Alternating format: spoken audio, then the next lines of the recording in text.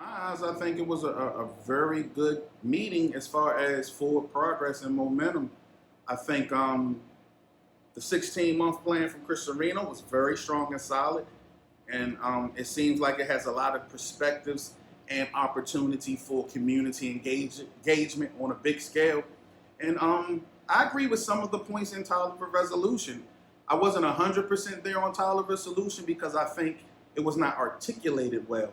And the reason being is because I don't think that's genuinely how he feels. Like, he might feel like, yes, we need the apology. Yes, we need to say race is a human rights thing. But I think it'd have been more passionate and articulated a little better if those was really his words and not being pawned by people who aren't going through the struggle and oppression to talk about it. So I feel overall to combine both of these initiatives or resolutions was great. Ellsworth did have strong substance to lead into action because if you read the resolution, there's no action. There's no action in that plan. And then if you look at the 16-month plan, there is action that can grow into bigger parts of a bigger picture moving down the line. Keep in mind the climate we are in right now of this racial injustice is because no one goes into the black community. No one does. It's unfair to point to anybody and say, how many black people did you speak to? That's almost as offensive as me asking a white person, how many black friends do you have? It's almost that bad. Because I would say to that, how many black people were spoken to about the mural? How many black people were spoken to about the resolution? And instead of focusing on these type of things, when I think Chris Cerino has put us in a very good space to move forward, how many times have you all went in the black community and talked about disenfranchised voters? How many times have any of these people went into the black community and talk about affordable housing or education? These people who are saying he has no relationship with the black community, they don't have one either. And I live in that black community. I've been servicing that black community for 10 years, not just that black community, but the entire community of Kent County for 10 years. And a lot of these people who are coming to the table now have never been in my community, period. They can pretend on Zoom meetings and in their little committees that they have been in these places in the communities, but we all know that's false because we wouldn't be here in America and in Chestertown if there was a relationship with the black community.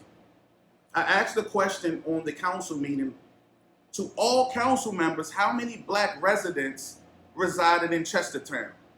I got no answer. Not one person knew the answer. So that tells you there is no relationship with the black community.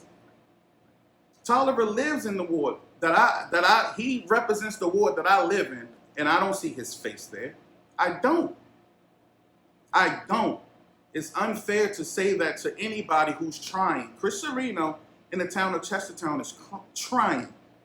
You can't start poking holes in a plan because you start to look selfish and you start to look like the reason this community can't move forward.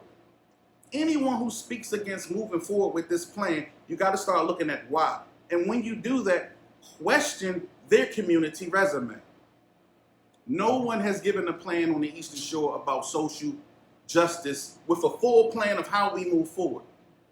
You don't believe me? Look right now at all the other counties and look how progressive and how in front of this movement Chestertown has made themselves.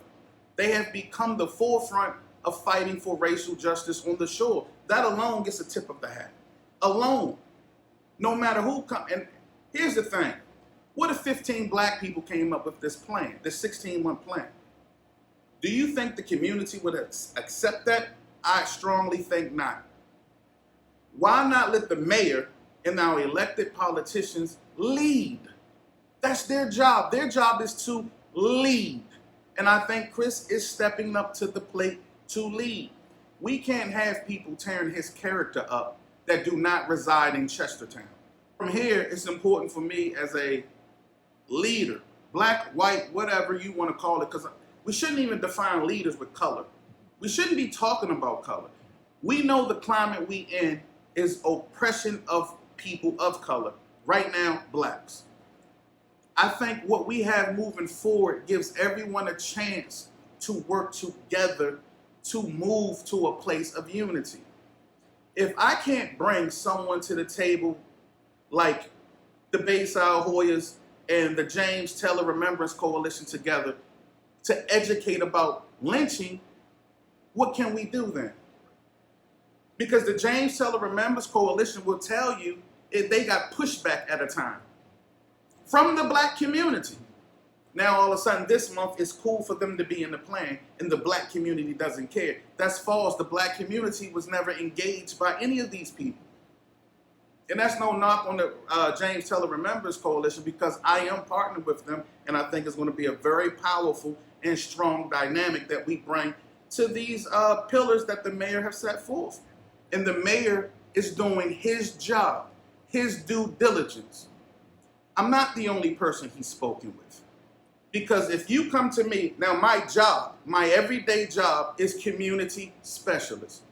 Organizations in Kent County and Chestertown come to me and say, Mr. Queen, we need to do this in the community and we do not know how to engage the community. How do we do it? And I give them a plan for it. Now, that has nothing to do with Chris Cerino's plan, but I'm someone who gets paid to engage the community.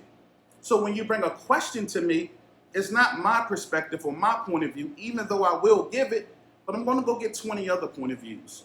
From white, from black, from male, female, young, old. And I have a public record of doing the work in Kent County.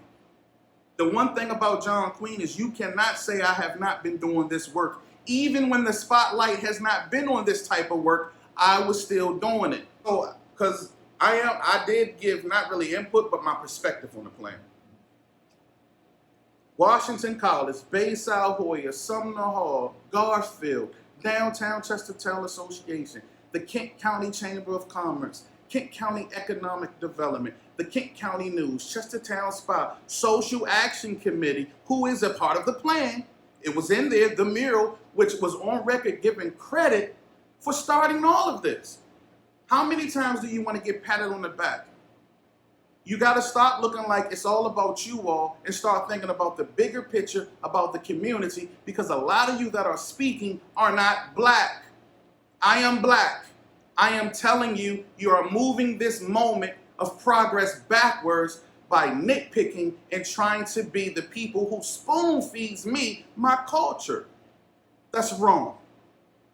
That's wrong. That's unprofessional, and that's not conducive of Chestertown uniting against racism.